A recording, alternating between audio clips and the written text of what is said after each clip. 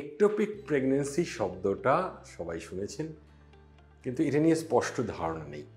আসুন আজকে এই ব্যাপারটা আমরা একটু ছোট করে আলোচনা করি।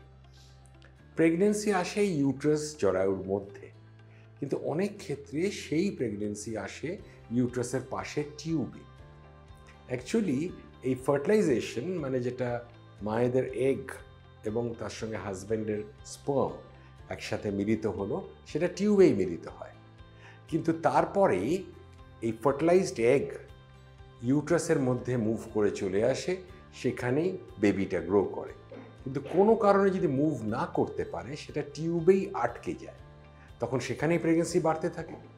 এখন টিউব একটা সরু স্ট্রাকচার, ফলে প্রেগন্যান্সি বাড়তে থাকলে টিউবটা স্ট্রেচ হয়ে হয়ে একটা সময় রাপচার বা বার্স্ট হয়ে যায়, তখন ব্লিডিং হতে আরম্ভ করে। সেটা আর্লি অবস্থায় খুব ভালো বোঝাও যায় না, তারপরে পেট ব্যথা শুরু হয় এবং আলটিমেটলি কিন্তু একটা এমার্জেন্সি সিচুয়েশন, কারণ পেটের মধ্যে প্রচুর ব্লিডিং হচ্ছে।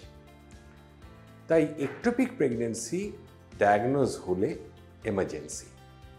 প্রেগন্যান্সির সময় যদি আর্লি প্রেগন্যান্সি ফার্স্ট 3 মাসের মধ্যে 2 মাসের মধ্যে যদি পেটে অত্যধিক ব্যথা হয়, তখন আমরা সোনোগ্রাফি করে দেখি এটা একটোপিক প্রেগন্যান্সি কিনা, কিংবা রুটিন সোনোগ্রাফিতেও একটোপিক অনেক সময় ডায়াগনোজ হয়। একটোপিক ডায়াগনোজ হলে কিন্তু সঙ্গে সঙ্গে সেটা ট্রিটমেন্ট করা দরকার।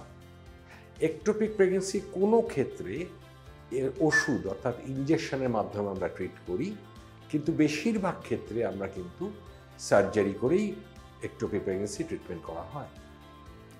ইনজেকশনের কয়েকটা সীমিত ব্যাপার আছে। খুব আর্লি অবস্থায় হলে, তার স্যাকের সাইজ ছোট হলে, বাচ্চাটার হার্টবিটস যদি না তখন অবধি ডায়াগনোজ হয় সোনোগ্রাফিতে, এই কয়েকটা ক্রাইটেরিয়া থাকলে আমরা ইনজেকশনের মাধ্যমে করতে পারি।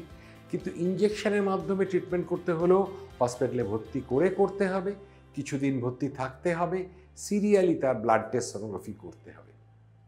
আরেকটা রাস্তা সার্জারি, বেশিরভাগ ক্ষেত্রে সার্জারি অবলম্বন করা হয়। এই সার্জারিতে আগের দিনে পেট কেটে অপারেশন করা হতো, সেটা প্রচণ্ড কষ্টদায়ক, একটা বড় করে পেট কাটা, তার ব্যথা দাগ এগুলো থাকছে। আজকের যুগে সেটা ল্যাপারোস্কোপিতে করা হচ্ছে, পেটে 4টে ছিদ্র করে, ফলে পেন মিনিমাল, পেশেন্টের স্টে হার্ডলি 24 ঘন্টা। এটা বেস্ট হয় যদি আর্লি অবস্থায় কোনোভাবে ডায়াগনোজ করা যায়। তার জন্য দরকার পেশেন্ট অ্যাওয়ারনেস, ডাক্তারবাবুর অ্যাওয়ারনেস যে তার একটা অস্বাভাবিক পেটে ব্যথা হচ্ছে আর্লি প্রেগন্যান্সিতে, 2 মাসে, 2.5 মাসে, 3 মাসে, বা হালকা ব্লিডিং হচ্ছে।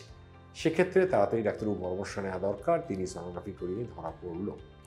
এই আর্লি স্টেজে ব্যথা ওঠার আগে ধরা পড়াটা সবচেয়ে আইডিয়াল, কিন্তু যদি ব্যথা শুরুও হয় তখনও ডায়াগনোজ করা দরকার, যাতে রাপচার বা বার্স্ট না করে, তার আগে আমরা ডায়াগনোজ করতে পারি। কিন্তু আজকাল সেই আর্লি অবস্থায় হলেও আমরা ল্যাপারোস্কোপি করছি, বেশিরভাগ ক্ষেত্রে রাপচার হয়ে গেলেও ল্যাপারোস্কোপি করা সম্ভব হচ্ছে, যদি না তার সিভিয়ার ব্লিডিং হয়ে তার কন্ডিশন খুব খারাপ হয়ে যায়। এবারে একটোপিকে আরেকটা ভালো জিনিস, আগের দিনে টিউবে প্রেগন্যান্সি থাকলে সেই টিউবটাই বাদ দেওয়া হতো। এখন 2টো টিউব থাকছে, ডান দিকে আর বাঁ দিকে। একটা টিউব বাদ দিলে আরেকটা টিউব রইল, ভবিষ্যতে প্রেগন্যান্সি আসতে অবশ্যই একটু সমস্যা হতে পারে। সেক্ষেত্রে এখন আজকাল আমরা কি করি, টিউবটা বাদ দেওয়া হয় না। ইউট্রাসের পাশে টিউবে যখন প্রেগন্যান্সি এলো, শুধু প্রেগন্যান্সিটাকে বাদ দিয়ে দেওয়া হলো, টিউবকে ইনট্যাক্ট রেখে দেওয়া হলো, ফলে তার 2টো টিউবই রয়ে গেল, পরে প্রেগন্যান্সি আসতে তার কোনো অসুবিধা হবে না। আরেকটা কথা বলা দরকার, সেটা একটোপিকের চান্সেস কাদের বেশি থাকে। সবসময়ই যে আগে থেকে প্রেডিক্ট করা যাবে কাদের হবে তা কিন্তু নয়, কিন্তু যাদের দেখা গেছে যে পেলভিক ইনফেকশন রয়েছে, পিআইডি, এদের ক্ষেত্রে টিউবের ফাংশনস বা টিউবের শেপস এগুলোর পরিবর্তন আসে, তাদের একটোপিক হওয়ার চান্স থাকে। অনেক ক্ষেত্রে প্রিভিয়াস একটোপিক হলে পরে রিপিট একটোপিক হওয়ার চান্স থাকে। তো এসব ক্ষেত্রে আমরা আরেকটু বেশি সাবধানতা, আরেকটু বেশি অ্যাওয়ারনেস, দরকার হলে একটা ব্লাড টেস্ট দরকার হয়, দরকার হলে আর্লি সোনোগ্রাফি দরকার হয়, করা খুব দরকার। অর্থাৎ এই সাবধানতাগুলো আমরা চাই যে পেশেন্টরাও অ্যাওয়্যার হন, তাহলে তারা তাড়াতাড়ি ডাক্তারবাবুর সাথে কন্ট্যাক্ট করতে পারবেন, তিনিও আর্লি ডায়াগনোজ করে যথাযথ স্টেপ নিতে পারবেন।